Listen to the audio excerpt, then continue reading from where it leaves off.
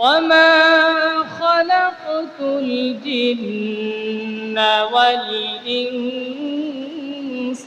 إلا ليعبدون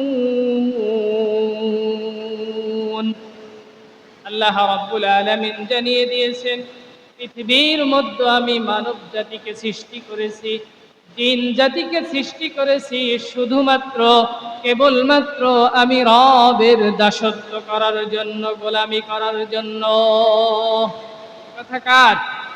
আল্লাহ রাব্বুল আলামিন। আল্লাহ রাব্বুল আলামিন সূরা জারিয়াতের 55 নম্বর আয়াতে কথা জানিয়ে দিয়েছেন যে আমি শুধুমাত্র ইবাদতের উদ্দেশ্যে মানব জাতিকে, জিন জাতিকে সৃষ্টি করেছি।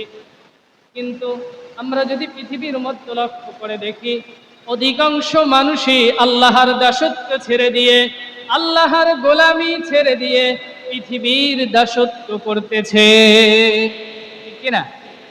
আপনি যদি লক্ষ্য করেন তাহলে দেখতে পাবেন অধিকাংশ মানুষই আল্লাহর গোলামি ছেড়ে দিয়ে, আল্লাহর ইবাদত ছেড়ে দিয়ে পৃথিবীর মানুষের দাসত্ব গোলামি করছে, পৃথিবীর পিছনে ছুটতেছে, তাই না?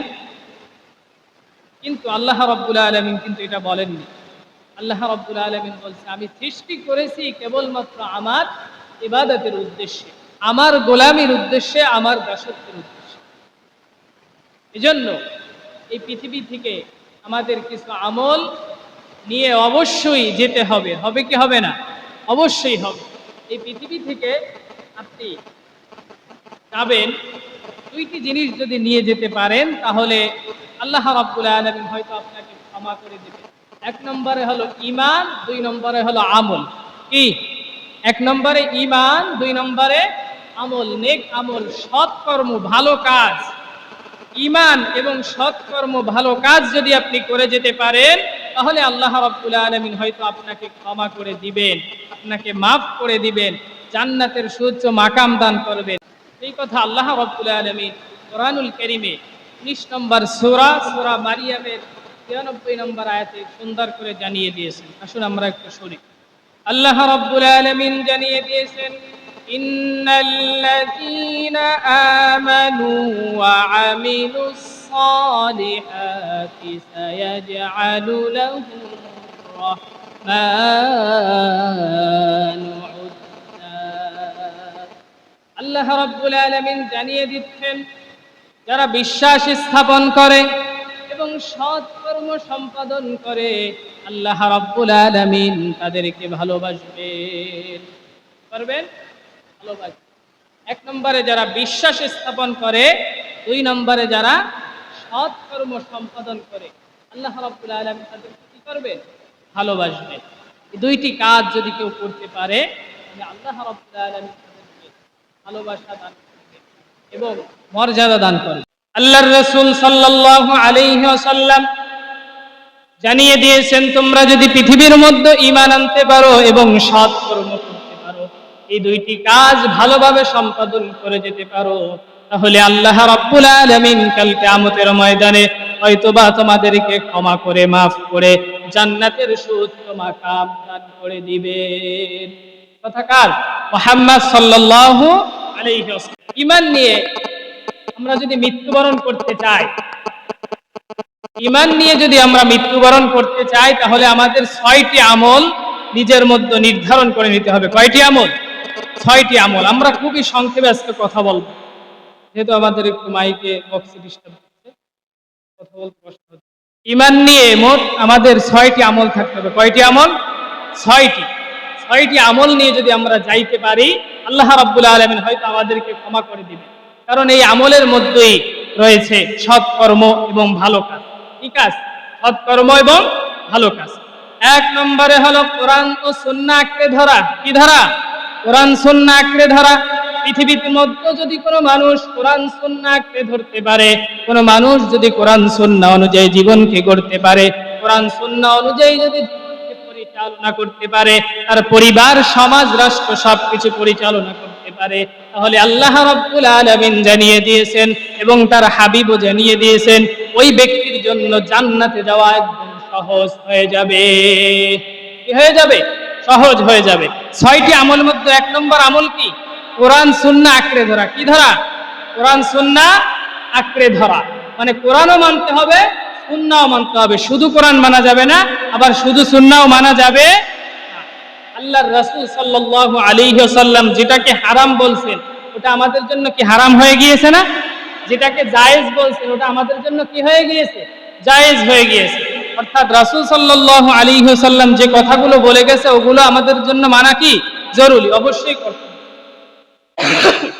কোরআন সুন্নাহ আমাদের দুইটাই মানতে হবে, শুধু কোরআনও মানা যাবে না, শুধু সুন্নাহও মানা যাবে না।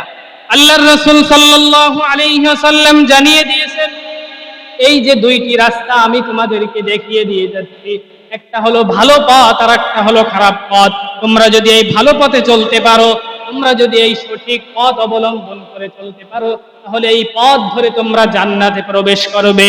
আর যদি তোমরা এই খারাপ পথ ধরে চলো, এই অন্য অন্য আঁকা বাঁকা যত রাস্তা আছে, ইবলিসের যত রাস্তা আছে, এই রাস্তাগুলো ধরে যদি চলো, তাহলে তোমাদেরকে জাহান্নামের দিকে অগ্রসর হতে হবে। কে বলেছেন? মুহাম্মদ সাল্লাল্লাহু আলাইহি ওয়াসাল্লাম। রাস্তা অনেকগুলো দেখিয়ে দিয়েছেন, কিন্তু বলে দিয়েছেন যে এই একটা রাস্তাই সঠিক, এই রাস্তা ধরে যদি চলতে পারো তাহলেই তোমরা জান্নাতে যেতে পারবে। সেই রাস্তাটা কিসের রাস্তা? কোরআনের রাস্তা। কোন রাস্তা? কোরআন এবং সুন্নাহের রাস্তা। এই দুইকে যদি আমরা আঁকড়ে ধরতে পারি, জীবনকে যদি এর দ্বারা পরিবর্তন করতে পারি, তাহলে আমাদের জন্য জান্নাতে যাওয়া কি হয়ে যাবে? সহজ হয়ে যাবে। 2 নম্বরে হলো ধারাবাহিক নেক আমল করতে হবে। কি করতে হবে? ঈমান এবং আমল নিয়ে যদি মৃত্যুবরণ করতে চাই, তাহলে ধারাবাহিক নেক আমল করতে হবে। অর্থাৎ অল্প আমল করবেন, কিন্তু আমলটা আপনার জীবনে সব সময় চলমান থাকবে, কখনো আপনি বাদ দিবেন না। প্রত্যেকটা সময়, প্রত্যেকটা মিনিটে, প্রত্যেকটা ঘন্টা আপনার মধ্যে আমলটা চালু থাকবে। আপনার জিন্দেগীর শুরু থেকে নিয়ে শেষ পর্যন্ত, অর্থাৎ মৃত্যু পর্যন্ত আপনি যদি আমলটা জারি রাখতে পারেন, যে কোনো আমল যদি আপনি অল্পভাবে করেন আর জীবনে সম্পূর্ণভাবে জারি রাখেন, আল্লাহর রাসূল সাল্লাল্লাহু আলাইহি ওয়াসাল্লাম জানিয়ে দিয়েছেন তার জন্য এই আমলের উদ্দেশ্যে জান্নাতে যাওয়া সহজ হয়ে যাবে। কি হয়ে যাবে? সহজ হয়ে যাবে। ধরেন আপনি প্রতিদিন 100 বার ইস্তেগফার পাঠ করেন। কি করেন? ইস্তেগফার পাঠ করেন। এটা ছাড়বেন না, এটা দৈনন্দিন আপনি করার চেষ্টা করবেন। বরঞ্চ আপনি কি করবেন? মাঝে মাঝে একটু বাড়ানোর চেষ্টা করবেন। 100 বার পড়েন, আপনি 105 বার পড়লেন, 10 বার পড়লেন, কিন্তু 90 বার পড়া যাবে না, 80 বার পড়া যাবে না। অর্থাৎ আমলটা ধারাবাহিক রাখতে হবে, নিয়মিত রাখতে হবে। ওই একই আমল যদি এইভাবে আপনি করে যান মৃত্যু পর্যন্ত, নামাজ, রোজা, হজ, যাকাত, ইস্তেগফার, তাসবিহ, তাহলিল, কোরআন তেলাওয়াত যা কিছু আছে, এগুলো যদি ধারাবাহিকভাবে করে যান, তাহলে আপনার জন্য জান্নাতে যাওয়া কি হয়ে যাবে? সহজ হয়ে যাবে। একটি মুসলমানের আল্লাহ রাব্বুল আলামিনের হাবিব জানিয়ে দিয়েছেন তার জীবনটা তো শুধুমাত্র সারাম নয়, তার জীবন তো থাকবে একটা ধারাবাহিক নির্ধারিত সীমার মধ্যে। কারণ ইসলাম অর্থ আত্মসমর্পণ করা। যদি কেউ নিজেকে আত্মসমর্পণ করে আল্লাহর কাছে, তাহলে তার নিজের বলতে কিছু থাকে না, সব কিছু কার হয়ে যায়? আল্লাহর হয়ে যায়। আর আল্লাহর যদি সব কিছু হয়ে যায়, বান্দার প্রত্যেকটা কাজ সকালে ঘুম থেকে উঠে নিয়ে শুরু করে রাত্রে ঘুমাতে যাওয়া পর্যন্ত সব কাজ হবে বান্দার একমাত্র আল্লাহর রাজি খুশির উদ্দেশ্যে। কার রাজি খুশির উদ্দেশ্যে? আল্লাহর রাজি খুশির উদ্দেশ্যে। আপনি যখন ঘুম থেকে উঠবেন, আপনি কিছু নেক আমল নির্ধারণ করে নেন। ঘুম থেকে ওঠার সঙ্গে সঙ্গে আপনি পড়বেন আলহামদুলিল্লাহিল্লাযী আহইয়ানা বা'দা মা আমাতানা ওয়া ইলাইহিন নুশুর। আপনি কার শুকরিয়া আদায় করলেন? আল্লাহর শুকরিয়া আদায় করলেন। আপনি ঘুম থেকে ওঠার পরে ইস্তিনজায় যাবেন, ইস্তিনজায় ঢোকার সময় আপনি দোয়া পড়বেন আল্লাহুম্মা ইন্নী আউযু বিকা মিনাল খুবুসি ওয়াল খাবাইস। কার নামে ঢুকলেন? আল্লাহর নামে ঢুকলেন। এই যে ইস্তিনজায় যত সময় থাকবেন, এই যে 10 মিনিট, 5 মিনিট, 2 মিনিট যত সময় থাকবেন, ওই সময়টা আপনার ইবাদতের মধ্যে গণ্য হয়ে যাবে। সুবহানাল্লাহ। এর থেকে আর ভালো জিনিস হতে পারে? এরকম কোন ধর্ম দেখাতে পারবেন যেই ধর্মে মানে যেগুলো জরুরত, ব্যক্তিগত বিষয়, পেশাব পায়খানা এগুলো করবে, এই সময় সওয়াবের মধ্যে গণ্য হবে? এরকম কোন ধর্ম আছে? এটা শুধু ইসলাম ধর্মের মধ্যেই সম্ভব। আল্লাহ রাব্বুল আলামিন বলছে, বান্দা তোমার একটা সেকেন্ডও আমল ব্যতীত যাবে না, প্রত্যেকটা মুহূর্ত আল্লাহ যেন তার আমল নামায় গণ্য করে নেয়। এজন্য তোমাকে কাজগুলো করতে হবে কার দেখানো পথ মতে? মুহাম্মদ সাল্লাল্লাহু আলাইহি ওয়াসাল্লাম। রাসূল সাল্লাল্লাহু আলাইহি ওয়াসাল্লাম আমাদের এই দোয়াগুলো শিখিয়ে দিয়েছেন না? নিয়ম কানুন কিভাবে চলতে হবে, সারা দিন কিভাবে আমার পরিচালনা করতে হবে, এগুলো শিখিয়ে দিয়েছেন কি দেয়নি? দিয়েছেন না? এইভাবে পড়তে হবে।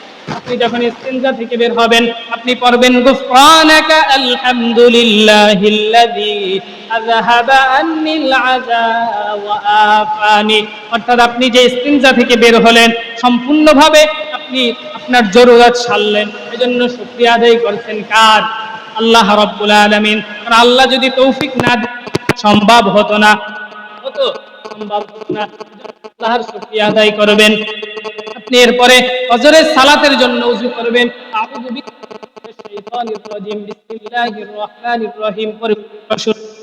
ওযুর শেষে আপনি আকাশের দিকে উঠিয়ে শাহাদাত আঙ্গুল উঠিয়ে পড়বেন আশহাদু আল্লা ইলাহা ইল্লাল্লাহু ওয়াহদাহু লা শারীকা লাহু ওয়া আশহাদু আন্না মুহাম্মাদান আবদুহু ওয়া রাসূলুহু।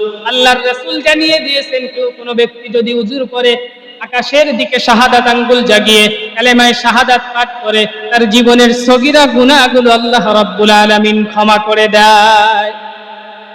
তাহলে এই দোয়াগুলো পাঠ করা যাবে না? এইভাবে আমাদের জীবনটা চালাতে হবে। আপনি ঘুম থেকে উঠলেন, দোয়া দুরূদ পড়লেন না, কোনো আল্লাহর নাম নিলেন না, আপনি কাজে বের হয়ে গেলেন, সারাদিন চললেন, আবার এসে ঘুমিয়ে পড়লেন, এটা একটা মুসলমানের জিন্দেগি? কখনোই হতে পারে না। মুসলমানের জিন্দেগি শুরু হবে আল্লাহর নাম নিয়ে এবং সারাদিন চলবে আল্লাহর নাম নিয়ে, শেষ হবে কার নাম নিয়ে? আল্লাহর। হুজুর শেষে এসে মসজিদে প্রবেশ করবেন, আল্লাহুম্মা ইফতাহলি আবওয়াব রাহমাতিক। মসজিদে ডান পা দিয়ে প্রবেশ করবেন, মসজিদের মধ্যে ঢুকে 2 রাকাত নামাজ আদায় করবেন, আপনি ফজরের সালাত আদায় করবেন। আদায়ের পরে আপনি কিছু তাসবিহ তাহলিল পাঠ করবেন। রাসূল সাল্লাল্লাহু আলাইহি ওয়াসাল্লাম শিখিয়ে দিয়েছেন কি দেয়নি? দেয়নি? প্রতি ফরজ সালাতের পরে আপনি 33 বার সুবহানাল্লাহ, 33 বার আলহামদুলিল্লাহ, 34 বার আল্লাহু আকবার পাঠ করেন। যদি এটা আপনার কষ্ট হয় তাহলে অন্য এক হাদিসে এসেছে আপনি 10 বার সুবহানাল্লাহ, 10 বার আলহামদুলিল্লাহ, 10 বার আল্লাহু আকবার পাঠ করেন। এবং আপনি যতবার পারেন, যদি 20 বার পারেন, 30 বার পড়েন, ইস্তিগফার পাঠ করেন। দৈনন্দিন আপনার জীবনে একটা আমল সেট করে নেন। আপনি 10 বার ইস্তিগফার পড়ার পরে আপনি রাসূলের পরে দুরূদ পাঠ করেন। কি পাঠ করবেন? দুরূদ পাঠ করবেন। আপনি যদি বড় দুরূদ না পড়েন তাহলে ছোট দুরূদ পাঠ করেন, অর্থাৎ সাল্লাল্লাহু আলাইহি ওয়াসাল্লাম, শুধু এতটুকু পাঠ করেন। কি করবেন? সাল্লাল্লাহু আলাইহি ওয়াসাল্লাম। এটা আপনি প্রতিদিন যদি 20 বার পাঠ করেন 5 ওয়াক্ত নামাজে, তাহলে আপনার দিনের মধ্যে কয়বার হচ্ছে? 100 বার। কয়বার? 100 বার। আপনি যদি প্রতিদিন 5 ওয়াক্ত ফরজ সালাতের পর 20 বার ইস্তিগফার পাঠ করেন, আস্তাগফিরুল্লাহ আস্তাগফিরুল্লাহ আস্তাগফিরুল্লাহ, তাহলে দিন শেষে এশার সময় আপনার কয়বার ইস্তিগফার হচ্ছে? 100 বার। কয়বার? 100 বার। এটার জন্য কি আলাদা সময় দেওয়া লাগে? লাগে না। ফরজ সালাতের সাথে সাথে আপনি আদায় করে নেবেন। এরপরে আপনি কিছু দোয়া যেগুলো পারেন নিজে নিজে পড়লেন, আল্লাহুম্মা আজিরনা মিনান নার, আল্লাহ আপনি আমাকে জাহান্নামের আযাব থেকে রক্ষা করেন। সুবহানাল্লাহ, আলহামদুলিল্লাহ, বিভিন্ন দোয়া যা আপনি পারেন মাসনুন দোয়া, এগুলো বসে বসে পাঠ করেন। পারলে আপনি ইশরা সালাত করে মসজিদ থেকে বের হন, অথবা যদি কাজ থাকে ফরজ সালাত করেই বের হয়ে যান দোয়া দুরূদ পড়ে। কিন্তু আপনার জীবনটা সাজাতে হবে কি দিয়ে? আমল দিয়ে। কি দিয়ে সাজাতে হবে? আমল দিয়ে সাজাতে হবে। এরপরে আপনি যখন কাজে বের হয়ে যাবেন, সারাদিন কাজ করবেন কার নামে? আল্লাহর জন্য, আল্লাহর সন্তুষ্টির জন্য। আল্লাহ যেটা আদেশ করেছেন এই কাজগুলো করবেন, আল্লাহ যেটা নিষেধ করেছে ওটা করা যাবে না। আপনার চাকরি জীবনে কখনো আপনি হারাম জিনিসের সঙ্গে জড়িত হতে পারবেন না। ব্যবসা জীবনে কখনো আপনি সুদের সঙ্গে জড়িত হতে পারবেন না, কারণ এটা আল্লাহ নিষেধ করেছেন। ব্যবসার মধ্যে কমে দেওয়া যাবে না। আপনি ব্যবসার ফাঁকে ফাঁকে পড়েন আস্তাগফিরুল্লাহ আস্তাগফিরুল্লাহ আস্তাগফিরুল্লাহ। আপনি টিচার স্কুলে আপনি মাঝে মাঝে পড়েন আস্তাগফিরুল্লাহ আস্তাগফিরুল্লাহ সুবহানাল্লাহ, মাঝে মাঝে বলেন আল্লাহ আল্লাহ। আপনার এই কথাগুলো শুনে আপনার ছাত্ররা হয়তো ইসলামের দিকে ফিরে আসবে নাকি? এইভাবে যদি আপনি কাজ করতে পারেন, কৃষি কাজ করতেছেন, 10 জন মানুষ আপনার সাথে কাজ করে, আপনি মাঝখানে যদি পড়েন কতক্ষণ পর পর আস্তাগফিরুল্লাহ, কিছুক্ষণ পর পর যদি পড়েন আস্তাগফিরুল্লাহ, তাহলে হয়তো পাশের মানুষগুলো শুনে সেও আমলের মধ্যে ঢুকে যাবে। যাবে কি যাবে না? এইভাবে যদি আমাদের জিন্দেগি যদি আমল দিয়ে সেট করতে পারে, আল্লাহর হাবিব জানিয়ে দিয়েছেন তার জন্য আল্লাহ রাব্বুল আলামিন জান্নাতে যাওয়া সহজ করে দিবে। করে দিবে? সহজ করে দিবে। জন্য দৈনন্দিন আমলের প্রয়োজন আছে কি নেই? আছে না? কিন্তু আমাদের অধিকাংশ মুসলমান, বিশেষ করে বাংলাদেশের দিকে লক্ষ্য করলে দেখবেন, যদি হুজুর ফরজ সালাতের পরে মোনাজাত দেয় তো তাহলে বসে থাকবে, যদি মোনাজাত না দেয় উঠে। কিন্তু তার যে গ্রহণযোগ্য পাওয়া যায় না, পাওয়া যায় না।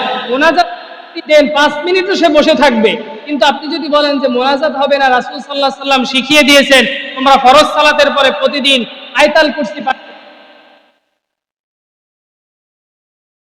আল্লাহু আকবার জিকির পাঠ করো, এরপরে তোমার সুন্নাত নামাজ পড়ো, বাড়ি যাও। কিন্তু এটা নয়। অথবা তুমি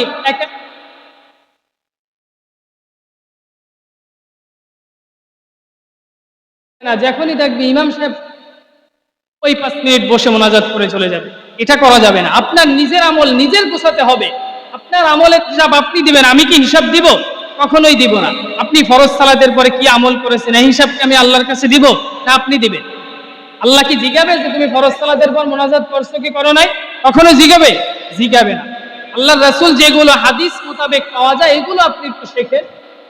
আমাদের মুসল্লি অনেকের মুখে অনেক সময় আমি শুনি যে কি অবস্থা, একটু ফরজ সালাতের পর মোনাজাত নাই, ফজরের সালাতের পর একটু আউযু বিল্লাহিস সামিল আলিম মিনাশ শাইতানির রাজিম এটা একটু পড়তাম, তাও পারে না। আসলে এগুলো বিষয় না। এই নফল ইবাদত আল্লাহর রাসূল বলছে তোমরা নিজে নিজে পাঠ করবে। কি করবে? নিজে নিজে পাঠ করবে। এগুলো আপনাদেরকে আমি নিজে নিজে পাঠ করবেন। ব্যক্তিগতভাবে নফল ইবাদত আনুষ্ঠানিকভাবে সুন্দর একটা আয়োজন করে করার বিষয় হয়। আল্লাহর রাসূল এইভাবে শিখাই দিয়েছে। হ্যাঁ, অনুষ্ঠানের প্রয়োজন আছে শিখানোর জন্য।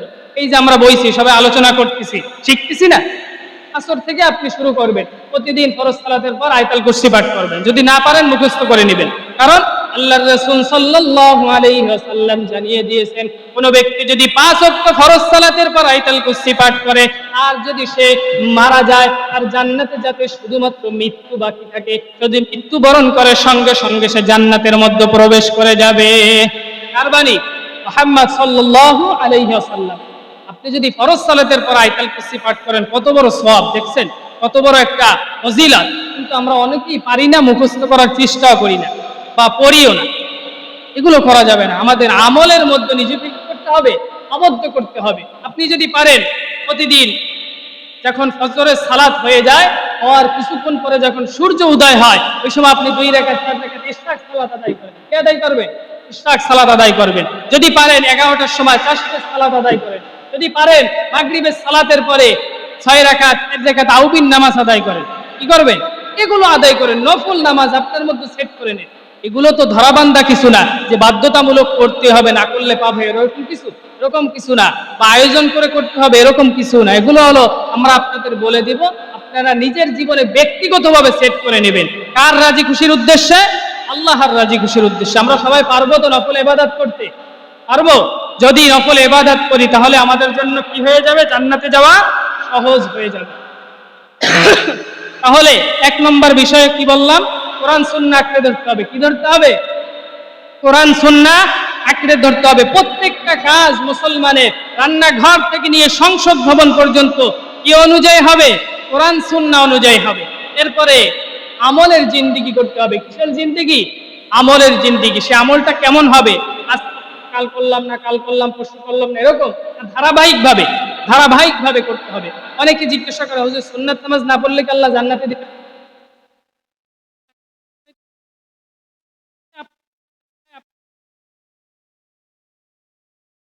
পারবে এরকম করে তারাই তারা খরচটা ঠিক মতো করে করতে পারে না। আরে ভাই আল্লাহ বলে দিয়েছে কুল ইন ভালোবাসা করতে চাও তাহলে আমার রাসূলকে ভালোবাসো। তাহলে রাসূলকে কিভাবে ভালোবাসবো? রাসূলের যে ইত্তিবাগুলো আছে, যে সুন্নাহগুলো আছে এগুলো মানতে। আল্লাহ ওয়ালাদের কাছে যাও। কাদের কাছে যাও? আল্লাহ ওয়ালাদের কাছে যাও, যারা আমার খাঁটি বান্দা, আমার প্রিয় বান্দা, তাদের কাছে গিয়ে থাকো, তাদের সঙ্গে কথা বলো, তাদের কাছ থেকে কোরআন হাদিস থেকে কথা জানো এবং তদ অনুযায়ী তোমার জীবনকে গড়ার চেষ্টা করো। কথা আল্লাহ কোরআনুল কারীমের আল্লাহ রাব্বুল আলামিন জানিয়ে দিয়েছেন ইয়া আইয়ুহাল্লাযীনা আমানু তাকুল্লাহা وكونوا مع الصادقين আল্লাহ রাব্বুল আলামিন জানিয়ে দিয়েছেন ইয়া আইয়ুহাল্লাযীনা আমানুত্তাকুল্লাহ, হে ঈমানদারগণ আল্লাহকে ভয় করো। কাকে ভয় করো? আল্লাহকে ভয় করো। ওয়াকুনু মা'আস সাদিকিন, এবং তোমরা সত্যবাদীদের সাথী হও। কাদের সাথী হও? সত্যবাদী যারা, যারা সৎ পথে চলে, পৃথিবীর জমিনে যারা সৎ কর্ম করে, যারা সঠিক ধর্ম নিয়ে অবলম্বন করতেছে, যারা সঠিক দল নিয়ে পৃথিবীর মধ্যে চলার চেষ্টা করতেছে, তাদের দলে তোমরা অন্তর্ভুক্ত হও। এ কথা বলেছেন কে? আল্লাহ রাব্বুল আলামিন। তাহলে আমরা কি যেই দলগুলো বিপদ পথে আছে এগুলো যাওয়া যাবে? যেই মানুষগুলো খারাপ কাজ করে এদের সাথী হওয়া যাবে? এদের সঙ্গে কাজ করা যাবে? যাবে না। সত্যবাদীদের সাথী হতে হবে। তাহলে আল্লাহ রাব্বুল আলামিন বলছেন তোমাদের জন্য জান্নাতে যাওয়া সহজ হয়ে যাবে। ছোট্ট একটা দৃষ্টান্ত যদি আপনাদেরকে দিই, উদাহরণ দিয়ে আপনারা বুঝতে পারবেন। আল্লাহর রাসূল সাল্লাল্লাহু আলাইহি ওয়াসাল্লাম জানিয়ে দিয়েছেন, আম্মা জান আয়েশা রাদিয়াল্লাহু তাআলা আনহা বর্ণনা করেন, রাসূল সাল্লাল্লাহু আলাইহি ওয়াসাল্লাম বলেছেন, সৎ লোকের সাথে মিশতে কি হবে তোমরা কি জানো? কামারের সাথে যদি তোমরা মেশো এবং আতরওয়ালার সাথে যদি মেশো তাহলে তোমরা বুঝতে পারবে। আতরওয়ালার সঙ্গে যদি তোমরা মেশো তাহলে দুইটা লাভ তোমাদের। তোমরা যখন আতরের দোকানে যাবে, যদিও তোমরা আতর কিনতে না পারো, তাহলে তোমরা ফ্রিতে একটু আতরের ঘ্রাণ নিতে পারবে। কি পারবে? আমরা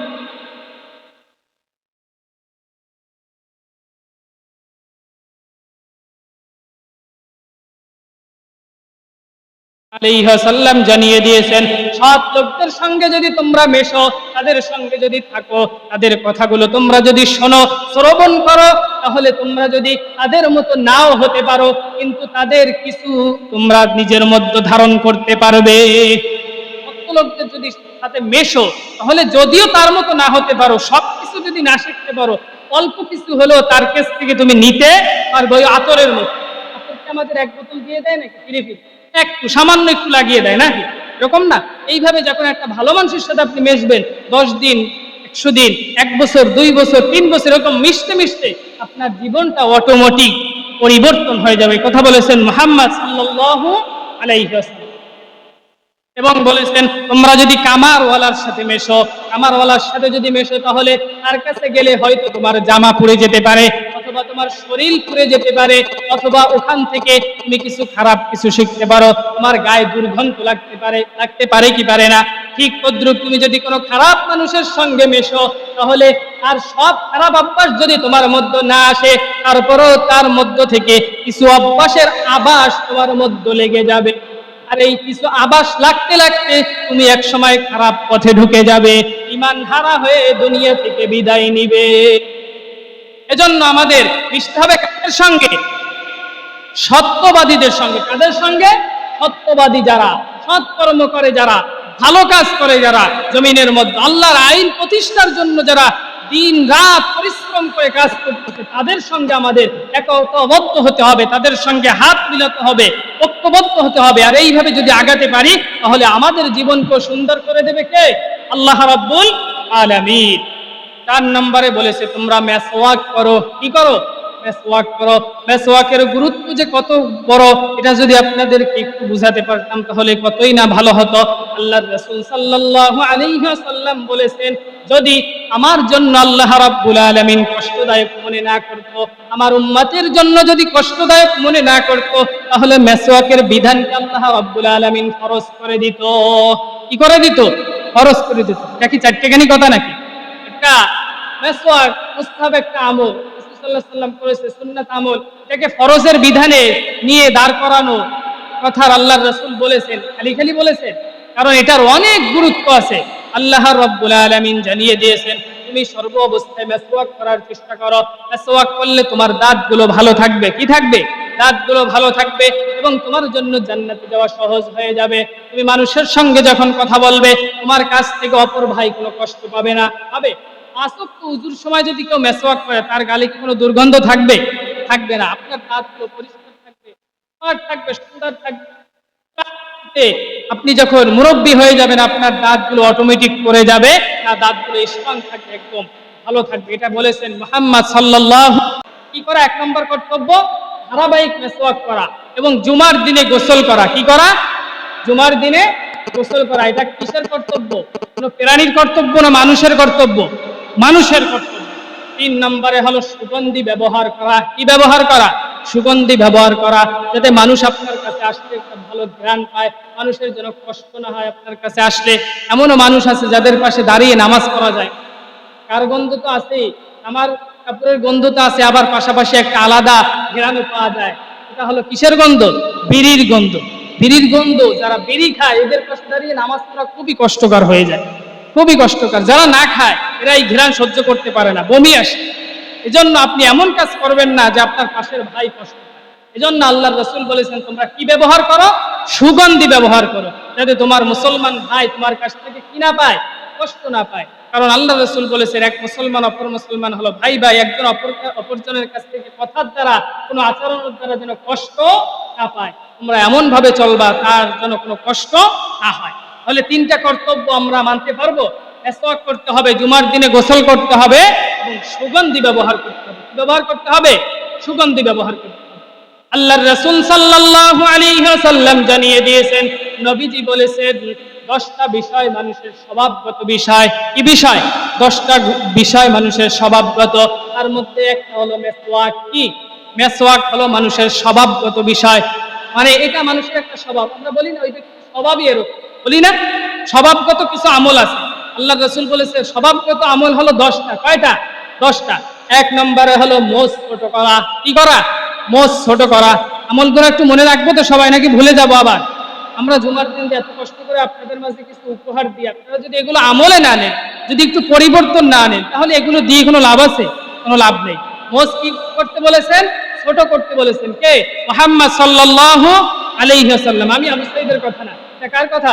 মুহাম্মদ সাল্লাল্লাহু আলাইহি ওয়াসাল্লাম বলেছেন মানুষের স্বভাবগত কাজ হলো 10টা। 1 নম্বরে হলো তাদের মোজগুলো ছোট করবে। কি করবে? ছোট করবে। 2 নম্বরে হলো নখ ছোট করবে। কি করবে? নখগুলো তারা ছোট রাখবে, বড় বড় নখ রাখবে না। 3 নম্বরে হলো তাদের অঙ্গ প্রত্যঙ্গগুলো তারা ধৌত করবে। আমরা তো ধৌত করি 5 ওয়াক্ত ফরজ সালাতের পূর্বে, আমরা সবাই ওযু করি, করি কি করি না? আর এই ওযুর দ্বারা আমাদের অঙ্গ প্রত্যঙ্গগুলো ধোয়া হয়ে যায়। আল্লাহর রাসূল বলেছে, কেউ যদি ওযু করে এবং ওযুর উপরে তার যে পানিগুলো পড়ে টপ টপ করে, আল্লাহ তাআলা বলেছেন এই পানির সঙ্গে তার যত সগীরা গুনাহ আছে সব সগীরা গুনাহগুলো ঝরে ঝরে পড়ে যায়। তাহলে অঙ্গ প্রত্যঙ্গ ধৌত করার প্রয়োজন আছে কি নেই? যদিও উযু থাকে, তারপরে চেষ্টা করবেন একটু প্রতি ফরজ সালাতের পর উযু করে নেওয়া। যদি আপনি জানেন যে আপনার উযু আছে, আমি ফজরে উযু করছি, আমার যোহরে উযু আছে, আপনি জানেন, তারপর আপনি একটু উযু করে নেবেন। যোহরে উযু করছেন, আসরে উযু আছে, তারপরে একটু উযু করে নেবেন। এর দ্বারা কি হবে? এই মাঝের টাইমটাই যে গুনাহগুলো হয়েছে, সগীরা গুনাহ হয়েছে, এগুলো কি হয়ে যাবে? ঝরে ঝরে পড়ে যাবে, ক্ষমা হয়ে যাবে। পারবো না সবাই? অবশ্যই করতে হবে, এগুলো করলে ভালো হবে। 4 নম্বরে হলো আল্লাহর রাসূল বলেছেন, এটা কি বলবো? 4 নম্বরটা কি বলবো আপনাদের মাঝে? সবাই মানবেন তো? 4 নম্বরে হলো আল্লাহর রাসূল বলেছেন দাড়িকে লম্বা রাখা। কি করা? দাড়িকে লম্বা রাখা। কি করা? সবাই একটু বলেন তো। দাড়ি লম্বা রাখা। এটা শুনলে অনেকের আবার একটু কষ্ট লাগে, হুজুর আবার দাড়ির ওয়াজ করে কেন? এটা তো আমার ব্যক্তিগত বিষয়। কিন্তু না, আল্লাহর রাসূল বলেছেন দাড়ি হলো আমার সুন্নাহ। আমি যেহেতু লম্বা রেখেছি, আমার সাহাবায়ে কেরাম যেহেতু লম্বা রেখেছে, তোমাদের রাষ্ট্রে যদি কোনো সমস্যা না থাকে, রাষ্ট্রের আইনগত যদি কোনো সমস্যায় না পড়ো, কোনো প্রেসারে না পড়ো, তাহলে তোমাদের দাড়িগুলো লম্বা রাখো। কারণ কবরে যখন যাবেন, আপনার কোনো সুন্নাহ যদি সঙ্গে না যায়, দাড়ির সুন্নাহ কিন্তু সঙ্গে যাবে। যাবে কি যাবে না? যাবে না? এই লম্বা জুব্বা কি যাবে নাকি? টুপি কি দিয়ে দেবে নাকি? দেবে না। কিন্তু দাড়ি কি কেটে রেখে দেয়? কোন মুদ্দারের দাড়ি কেটে রেখে দেয়? রেখে দেয় না। যখন ফেরেশতারা এসে দেখবে তার মুখে মুখ ভর্তি দাড়ি, তাহলে বুঝতে পারবে মনে হয় একজন রাসূলের সৈনিক নাকি। এজন্য দাড়িকে কি করতে হবে? লম্বা রাখতে হবে। কতটুকু রাখতে হবে? আল্লাহর রাসূল বলেছে তোমরা 1 মুষ্টি পরিমাণ দাড়ি রাখো। কয় মুষ্টি? 1 মুষ্টি পরিমাণ দাড়ি রাখতে বলেছেন। এখন যদি আপনার রাষ্ট্রীয় কোনো সমস্যা হয় সেটা ভিন্ন কথা, কিন্তু রাষ্ট্রের সমস্যা যদি না থাকে তাহলে রাখা যাবে না? অবশ্যই রাখতে হবে। অনেকে আবার উদাহরণ দেবে, অমুক মসজিদে তো ইমাম সাহেবের দাড়ি নেই, অর্থাৎ সৌদি আরবের উদাহরণ দেয়। আমাদের বাঙালি কিছু মুসলমান আছে, অর্থাৎ কিভাবে আমল না করে পারা যায় সে সিস্টেম সবাই খোঁজার চেষ্টা করে। ভাই ওই জায়গায় তো আপনি রাষ্ট্রীয় ওদের একটা সমস্যা। সৌদি আরব এবং বিভিন্ন রাষ্ট্রের গাড়িতে দাড়ি থাকে না অধিকাংশ। এখন ওটা তো আপনার বাংলাদেশে কি এরকম কোনো আইন আছে নাকি দাড়ি রাখা যাবে না? তাহলে আপনি কেন রাখবেন? রাখে। আল্লাহ রাসূল বলেছেন সবচেয়ে আমল হলো তাদের দাড়িগুলো কি করবে? লম্বা করবে। কি করবে? লম্বা করবে। এই সুন্নাত সবাই মানতে পারবো তো? সবাই মানবো? এই আওয়াজটা তো কোনো পাচ্ছি না। মানবো সবাই? একটু বলি ইনশাআল্লাহ। আল্লাহ রাব্বুল আলামিন তৌফিক দান করুন। ৫ নম্বরে হলো মেসওয়াক করা। কি করা? মেসওয়াক করা, এটা হলো স্বভাবগত আমল। ৬ নম্বরে হলো নাকে পানি দেওয়া, অর্থাৎ ওযুর সময় যখন আমরা নাকে পানি দিই নাকের ময়লাগুলো বের হয়ে যাবে, এটা হলো মানুষের স্বভাবগত আমল। এগুলো বলা লাগে না, মানুষ অটোমেটিক করে যায়। ৭ নম্বরে হলো তাদের বগলের নিচে যে পশমগুলো থাকে এগুলো তারা পরিষ্কার করবে। কে বলেছেন? মুহাম্মদ সাল্লাল্লাহু আলাইহি ওয়াসাল্লাম। এটা হলো তাদের স্বভাবগত আমল। ৮ নম্বরে হলো তাদের নাভের নিচের যে অবাঞ্ছিত পশমগুলো আছে তারা এগুলো পরিষ্কার করবে নিয়মিত, এগুলো তারা রেখে দিবে না। এটা হলো তাদের স্বভাবগত আমল। কে বলেছেন? মুহাম্মদ সাল্লাল্লাহু আলাইহি ওয়াসাল্লাম। ৯ নম্বরে ঢিলা কুলুপ ব্যবহার করার পরে পানি খরচ করবে। কি করবে? পানি খরচ করবে। কারণ ঢিলা কুলুপ ব্যবহারের পরে সে তো নিশ্চিত নয় যে তার এখনো পেশাব আসবে কি আসবে না। এজন্য সে যদি পানি ব্যবহার করে তার যে ওই যে আশেপাশে পেশাবটা লেগে আছে এটা থেকে সে পবিত্র হয়ে যাবে এবং সে নিশ্চিন্তে ভাবে সালাতে আল্লাহর সামনে দাঁড়িয়ে যেতে পারবে। নাকি অনেক সময় ঢিলা কুলুপ কিছু সময় ব্যবহার করে আমরা আস্তে চলে আসি, পুরুষের পেশাব আস্তে আস্তে আসে, এটা ফোঁটা ফোঁটা কেটে আসে। এর কারণে আপনার হয়তো কাপড় নষ্ট হয়ে যেতে পারে, নাপাক হয়ে যেতে পারে, আর আপনার সালাদটা না হতে পারে। এজন্য সন্দেহ দূর করার জন্য আল্লাহর রাসূল বলেছে স্বভাবগত আমল হলো ঢিলা কুলুপ ব্যবহারের পরে কি করবে? পানি খরচ করবে। পারবো তো সবাই? চেষ্টা করবো সবাই ঢিলা কুলুপ ব্যবহার করবো, পাশাপাশি পানি খরচ করবো। আর যদি একান্ত না থাকে সে কথা ভিন্ন। এরপরে আল্লাহর রাসূল সাল্লাল্লাহু আলাইহি ওয়াসাল্লামের এই হাদিসটা যে বর্ণনা করেছেন, সে বলেছেন ১০ নম্বর হাদিসটা আমি ভুলে গেছি। কি বলেছে? ভুলে গেছি। ১০ নম্বর হাদিস বর্ণনাকারী যে বর্ণনা করেছেন সেই বলেছে যে আমি ভুলে গেছি। আবার কিছুক্ষণ পরে সে বলতেছে ১০ নম্বরে আমার জানা মতে হয়তো কুলি করা। কি করা? কুলি করা। কুলি তো আমরা ওযুর সময় করি না? আমি ভুলে যাইনি, হাদিস যে বর্ণনা করেছে সেই বলেছে যে আমি ভুলে গেছি। এরপরে সে আবার বলতেছে ১০ নম্বরে হয়তো কুলি করা। কি করা? কুলি করা। এরপরে আমি যে পয়েন্টগুলো বলতেছিলাম, ৪ নম্বর পয়েন্টে আল্লাহ রাব্বুল আলামিনের হাবিব জানিয়ে দিয়েছেন এই আমলগুলো যদি কোনো মানুষ করে তাহলে তার জন্য ঈমান নিয়ে এবং আমল নিয়ে জান্নাতে যাওয়া অতি সহজ হয়ে যাবে। কি হয়ে যাবে? সহজ হয়ে যাবে। ৫ নম্বরে গোপনে আল্লাহর কাছে দোয়া করা। কি করা? দোয়া করা। গোপনে আল্লাহর কাছে দোয়া করা। মসজিদ থেকে ইমাম সাহেবের সঙ্গে মোনাজাত করতে হবে বাধ্যতামূলক এরকম কিছু নাই। সবাই বের হয়ে গেছে, মাগরিবের সালাতের পরে লাইটটা বন্ধ করে দিয়ে এক কর্নারে বসে কয়বার দুরূদ শরীফ পাঠ করুন, কয়বার ইস্তিগফার পাঠ করুন, আল্লাহর কাছে হাত তুলে কান্নাকাটি করুন, চোখের পানি ছেড়ে দিন, আল্লাহ আমার এটা প্রয়োজন। মেয়েকে বিবাহ দিতে পারি না, 2 বছর হয়ে গিয়েছে, ছেলেকে বিবাহ দিতে পারি না, চাকরি পাই না, টাকা পয়সা নাই, চাল নাই, ঘরে জায়গা জমি নাই, ঘর নাই, কি লাগবে আল্লাহর কাছে কান্নাকাটি করে দোয়া করুন। গোপনের দোয়া আল্লাহ রাব্বুল আলামিন অতি পছন্দ করে। আল্লাহ বলেছেন গোপনে যদি কোনো বান্দা আমার কাছে চায় আমি তার হাত ফিরিয়ে দিই, আমি আমার সাধ্যমতো তাকে সম্পূর্ণ দিয়ে দিই। এজন্য গোপনে কি দোয়া করা যাবে কি যাবে না? যাবে নাকি শুধু হুজুরের সাথে দোয়া করব? হুজুর দোয়া করলে, আয়োজন করলে, মিলাদ থাকলে দোয়া করবো, এছাড়া করবো না। এই জুমার দিন দেখবেন অধিকাংশ মুসল্লি ফরজ সালাতে সালাম ফিরানোর সঙ্গে সঙ্গে বের হয়ে যায় সুন্নাত না পড়ে। কিন্তু যদি মুয়াজ্জিন সাহেব এলান করে দেয় যে আজকে দোয়া আছে, জিলাপি আছে, একটা মুসল্লিও বের হয় না। আপনি কি রাসূলের সুন্নাত শুধু জিলাপির সঙ্গে মানেন? আপনি রাসূলের সঙ্গে সুন্নাতের সঙ্গে মানবেন না? রাসূলের সুন্নাত দোয়ার সঙ্গে মানবেন না? শুধু জিলাপি? এত সোজা জান্নাতে যাওয়া এত সোজা নয়। দেখবেন আজকে আপনারা তাকিয়ে দেখবেন অনেকেই ফরজ সালাতের পর বের হয়ে যায়, মসজিদ অর্ধেক খালি হয়ে যায়। শুধু কাজের কারিয়ার মসজিদ না, অধিকাংশ মসজিদ বাংলাদেশে এরকম ফরজ সালাতের পর বের হয়ে যায়। এরা আসেও লাস্টে, আবার যায়ও সবার শুরুতে।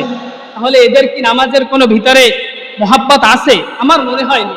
এই আসতে হয়, আশেপাশের মানুষ বাড়িতে ঠেলে বেটায়, জুমার দিন না গেলে কেমন হয়, যাও আজকে পাঞ্জাবিটা টুপি মাথায় দিয়ে চলে আসে, হয়তো পাঞ্জাবি টুপি ধোয়াও থাকে। এরকম আছে কি নেই? আছে। এজন্য আমাদের এটা করা যাবে না। সুন্নাত নামাজ, মোনাজাত এগুলো আমরা করার চেষ্টা করব, আল্লাহর কাছে আমরা নৈকট্য হাসিল করার চেষ্টা করব, গোপনে দোয়া করব। কারণ আল্লাহ রাব্বুল আলামিন জানিয়ে দিয়েছেন উদউ রাব্বাকুম তাদাররুআন ওয়া খুফিয়া ইন্নাহু লা ইউহিব্বুল মু'তাদিন। আল্লাহ রাব্বুল আলামিন সূরা আল আরাফের 55 নম্বর আয়াতে জানিয়ে দিয়েছেন, তোমরা স্বীয় প্রতিপালককে ডাকো এবং গোপনে নিয়মিত তোমরা আল্লাহর কাছে দোয়া করার চেষ্টা করো। যেখানে কোনো মানুষ নাই সেখানে বসে তোমরা আল্লাহকে ডাক দাও, নিরিবিলে দুই ফোঁটা চোখের পানি ফালাও, আর আমার কাছে তোমার অসুবিধাগুলো বলো। আমি রব সর্ব অবস্থায় তোমাকে দেওয়ার জন্য প্রস্তুত আছি। জন্য দোয়া করতে পারবো তো গোপনে সবাই? আল্লাহ রাব্বুল আলামিন তৌফিক দান করুক। 6 নম্বর বিষয় হলো, এটা খুবই গুরুত্বপূর্ণ বিষয়, আল্লাহ রাব্বুল আলামিনের হাবিব জানিয়ে দিয়েছেন ঈমান আনায়ন করা, অর্থাৎ নতুন করে ঈমান আনা। কি করা? নতুন করে ঈমান আনা। আমরা সবাই কি ঈমানদার? ইনশাআল্লাহ আমরা সবাই কি দার? ঈমানদার। এটা আমাদের অবশ্যই স্বীকার করতে হবে, কারণ আমরা কালেমা পড়েছি, আমার বাবা মুসলমান, আমার পিতা মুসলমান, আমার মা মুসলমান, দাদা মুসলমান, তাহলে আমিও কি মুসলমান? কালেমাও পড়েছি, মাঝে মাঝে সালাতও আদায় করি, নাকি? ঈমানদার অবশ্যই দাবি করতে হবে, কিন্তু ঈমানটা মাঝে মাঝে চলে যায়। কি যায়? চলে যায়। কারণ হলো আমরা মুসলমান, কিন্তু আমরা তো মানুষ, নাকি? মানুষ, আমরা তো কোনো প্রাণী না, মানুষ না? মানুষ মাত্রই ভুল হয়, হয় কি হয় না? এই যে এখান থেকে বের হয়ে যাবেন, একটু পরে এমন একটা ভুল করবেন, হয়তো আপনার ঈমানই চলে যেতে পারে। মানুষ ভুলবশত এমন কথা বলে ফেলে, তার ঈমান চলে যেতে পারে, এমন কাজ করে ফেলতে পারে, তার ঈমান চলে যেতে পারে। এজন্য আল্লাহ রাসূল বলেছে, তোমরা নতুন করে ঈমান আনো, ঈমান নবায়ন করো। কিভাবে নবায়ন করব? তোমরা মাঝে মাঝে একটু জিকিরের মজলিসে বসো। কিসের মজলিসে বসো? জিকিরের মজলিসে বসো, কোরআন তেলাওয়াতের মজলিসে বসো। মাঝে মাঝে তোমরা একটা মজলিস করো, যেখানে কোরআনের আলোচনা হবে, এখানে হাদিসের আলোচনা হবে, এখানে আমল আখলাকের আলোচনা হবে। এই মজলিসগুলোতে তোমরা যদি বসো আর দিল থেকে চোখ বন্ধ করে যদি তোমরা আল্লাহর জন্য একনিষ্ঠভাবে জিকির করতে পারো এবং কোরআন থেকে আলোচনা শুনতে পারো, ওখান থেকে যদি নসিহত গ্রহণ করো, তাহলে তোমার ঈমানকে আবার তাজা করে দেয়। কে বলেছেন? আল্লাহ রাব্বুল আলামিন। সূরা আনফালের 2 নম্বর আয়াতে এই কথা আছে। আল্লাহ রাব্বুল আলামিন বলেছেন, যখন কোরআন থেকে আলোচনা হয়, মানুষের ঈমান বৃদ্ধি পায়। কি হয়? বৃদ্ধি পায়, বেড়ে যায়। এজন্য আমরা ঈমানকে নতুন করে নবায়ন করতে পারবো তো সবাই? মাঝে মাঝে কোরআনের মজলিস করার চেষ্টা করব, মাঝে মাঝে আলোচনায় এসে বসবো। কোথাও যদি দেখেন জিকির হচ্ছে, ওখানে গিয়ে আপনি জিকির করে আসবেন, অথবা একা একা এক কর্নারে বসে সুবহানাল্লাহ, আলহামদুলিল্লাহ, লা ইলাহা ইল্লাল্লাহ, আল্লাহু আকবার। আল্লাহর রাসূল বলেছেন, জিকিরের মধ্যে শ্রেষ্ঠ জিকির হলো এইটা। কোনটা? সুবহানাল্লাহ, আলহামদুলিল্লাহ, লা ইলাহা ইল্লাল্লাহ, আল্লাহু আকবার। এটা হলো সবথেকে শ্রেষ্ঠ জিকির। এই জিকির আমরা করতে পারবো তো? এগুলো একটু করার চেষ্টা করব। এবং জিকির মানে যে শুধু এই জিকির এটা না, প্রত্যেকটা কাজই জিকির যদি আল্লাহর কাজ অনুযায়ী হয়। বান্দার ঘুম থেকে উঠে নিয়ে শুরু করে সন্ধ্যা পর্যন্ত, রান্নাঘর থেকে নিয়ে সংসদ ভবন পর্যন্ত সবকিছু যদি আল্লাহর বিধান মতো হয়, আদেশ মতো হয়, নিষেধ মতো হয়, তাহলে ওটাই হবে কি? জিকির। কি হবে? জিকির। এটাই জিকিরের ব্যাখ্যা। আধুনিক তাফসীর কারকরা বলেছেন, এটা আমার কথা নয়, তারা বলেছেন জিকিরের ব্যাখ্যা হলো এটা, প্রত্যেকটা ভালো কাজে জিকির, সেটা যদি হয় আল্লাহ এবং রাসূলের কথা অনুযায়ী। এজন্য জিকির করতে পারবো তো সবাই? জিকির করতে হবে। এজন্য ভালো কাজ করতে হবে, ভালো আয়োজন করতে হবে, কোরআনের মজলিস করতে হবে।